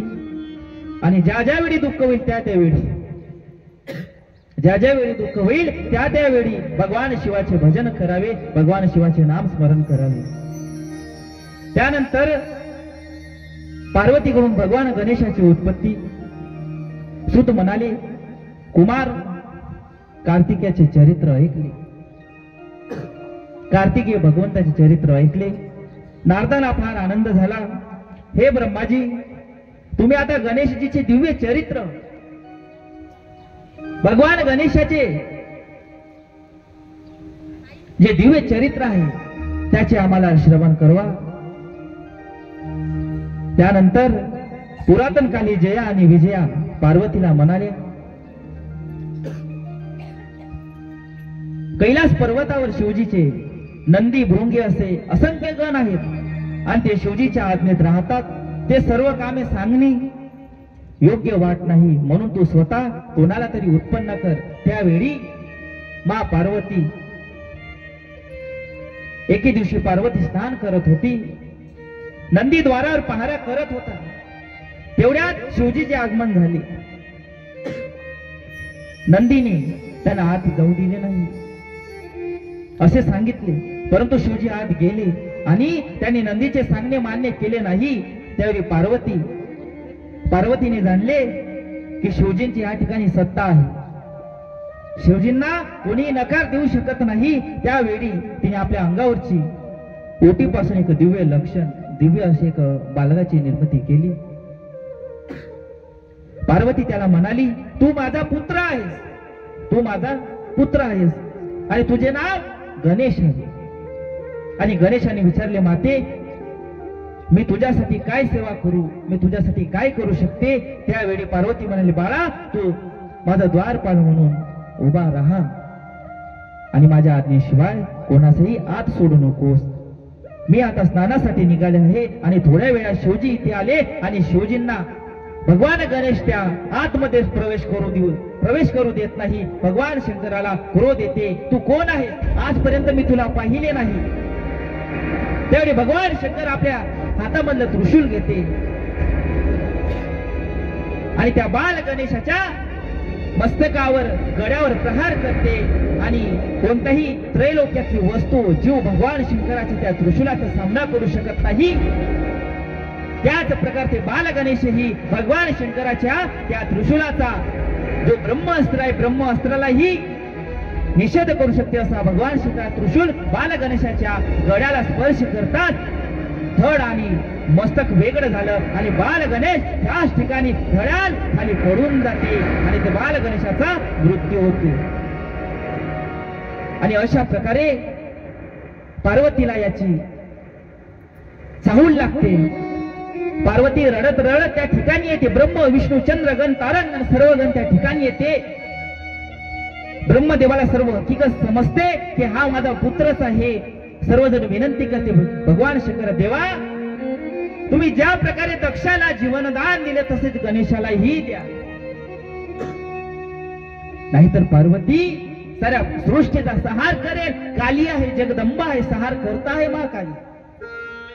आणि सर्वांच्या आज्ञेवरून भगवान शंकर सर्व गणांना नंदीला आज्ञा देते की जो कोणीही सजीव जीव दिसेल त्याचं मस्तक सर्वात आधी दिसेल त्याचं मस्तक घेऊन आणि गणेशाला लावा. सर्व नंदी सर्व गण सर्व शोधण्यासाठी वनामध्ये जाते. त्यांना सर्वात आधी हत्ती दिसते, हत्तीचं बाळ दिसते आणि त्या हत्तीच्या बाळाचं मस्तक गणेश भगवंताला लावण्यात येते. आणि भगवान गणेश त्यांच्यामध्ये भगवान शंकर प्राण टाकते आणि भगवान गणेश पुन्हा जिवंत होते. बोले गणेश भगवान की जय. त्यानंतर गणेश भगवंताला जीवनदान लाभले. शिव पार्वतीचे गणेश भगवंतांना आशीर्वाद मिळाले. त्यानंतर गणेश भगवान हे सर्व गणांचा अधिपती झाला, सर्वांचा अध्यक्ष झाला. मी आधी पण सांगितलं होतं की गणेश भगवंताची मूर्त फोटो हे घरासमोर लावू नये, कारण गणेश भगवान कोण आहे, सर्वांचा अध्यक्ष आहे, गणाधिपती आहे. आता गणामध्ये कोण कोण होते, चांडाळ होते, भूत होते, खेत होते. जिथं गणेश आहे तिथं भूत खेत पण येणार नाही का. म्हणून देवघरातच भगवान गणेशाची मूर्त असली पाहिजे. जिथे आपण झोपतो तिथे कोणत्याही देवाचा फोटो असू नये. झाकी तयार झाली का, घेऊन या भगवान गणेशाला घेऊन या.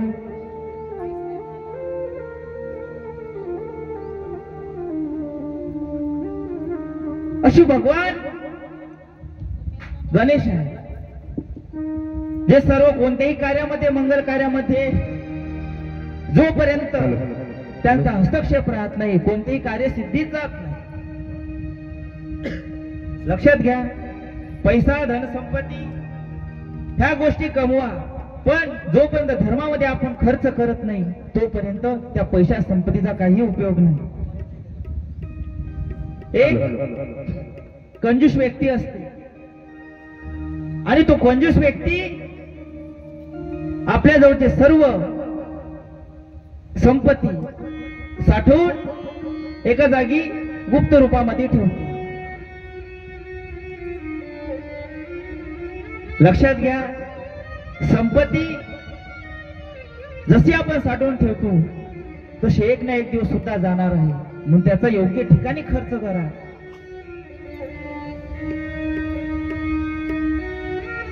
शिवकथा हे समजणं कठीण आहे. लक्षात घ्या, कोणालाही शिवकथा समजत नाही. भागवत कथा सहज समजून जाईल, पण शिवकथा अवघड आहे. मी आधीच पहिल्या दिवशी सांगितलं, सर्व पुराणापैकी शिवपुराण हा ग्रंथ अवघड आहे, अर्थात शिवच अवघड आहे. म्हणून अशा शिवाची भक्ती करा. मन हा मोगरा